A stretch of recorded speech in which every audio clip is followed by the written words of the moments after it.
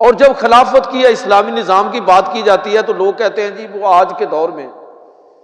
یہ جی اب یہ خلافت، پاپائیت، تھیاکریسی اب یہ دور نہیں ہے۔ تو پہلی بات جو ہمیں سمجھنی ہے وہ یہ ہے کہ اسلام میں اور تھیاکریسی یا پاپائیت میں بنیادی فرق کیا ہے، اور دنیا کو جو اسلام بطور ایک پولیٹیکل سسٹم کہ دنیا کو جو گمراہ کیا جاتا ہے، ہماری نئی نسل کو گمراہ کیا جاتا ہے، لوگوں کو غلط فہمی کے اندر مبتلا کیا جاتا ہے، تو زیادہ تر یورپ اور مغرب کی تاریخ دکھا کے کہ دیکھیے کہ وہاں پر مذہبی حکومتوں کے نتیجے میں کیا ہوا۔ اب یورپ کی تاریخ پڑھیں تو یہ بات تو ٹھیک ہے کہ 1799 کے انقلاب فرانس سے پہلے یورپ کے اندر جو حکومتیں تھیں اس کے 3 بنیادی ستون تھے: مذہبی رہنما، مذہبی طبقہ، بادشاہ اور جاگیردار۔ اور یہ تینوں طبقات آپس میں مل کے لوگوں کا مذہبی استحصال کرتے تھے۔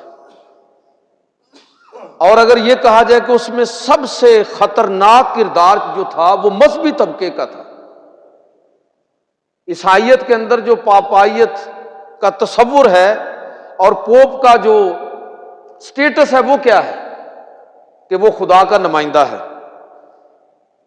جو بھی بات وہ کرے گا خدا کی طرف سے کرے گا، اور لوگوں پر لازم ہے کہ اس کی اطاعت اور اتباع کرے۔ اب یہ مذہبی طبقے کے بارے میں یہ تصور، اور وہ مذہبی طبقہ بادشاہ اور جاگیردار کے ساتھ مل کے پھر لوگوں کے بنیادی حقوق کو جس طرح پامال کرتا رہا کئی صدیاں، ظاہر ہے اس کا نتیجہ پھر یہی نکلنا تھا کہ لوگوں کو مذہبی طبقے سے نفرت کی بجائے مذہب سے نفرت ہو گئی، اور لوگوں نے مذہب کا انکار کر دیا۔ لہذا یورپ اور مغرب مذہب کی سیاست کے اندر مداخلت کو بالکل پسند نہیں کرتے۔ وہ کہتے ہیں جی ہم نے یہ تجربات بھگت لیے ہیں اور ان کے نتائج بھی ہم نے دیکھ لیے کہ مذہب اگر ریاست کے ساتھ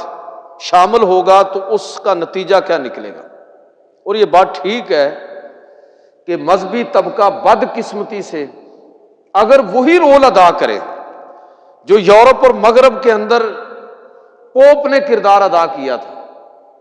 تو پھر ایسا مذہب اس کا واقعی ریاست کے ساتھ کوئی تعلق نہیں ہونا چاہیے۔ لیکن سوال یہ ہے کہ کیا اسلام میں بھی اسی طرح کا تصور ہے جس طرح یورپ اور مغرب میں ہم دیکھتے ہیں؟ تو میرے بھائیو ایسا بالکل نہیں ہے۔ اسلام کے اندر پاپائیت کا، تھیاکریسی کا، اس طرح کا کوئی تصور موجود نہیں ہے۔ اسلام کے نظام خلافت کو ہم اگر دیکھیں تو یہ بالکل مغرب کے اندر عیسائیت کا جو کردار تھا کہ جس طرح پوپ نے، مذہبی طبقے نے بادشاہ اور جاگیردار کے ساتھ مل کر لوگوں کا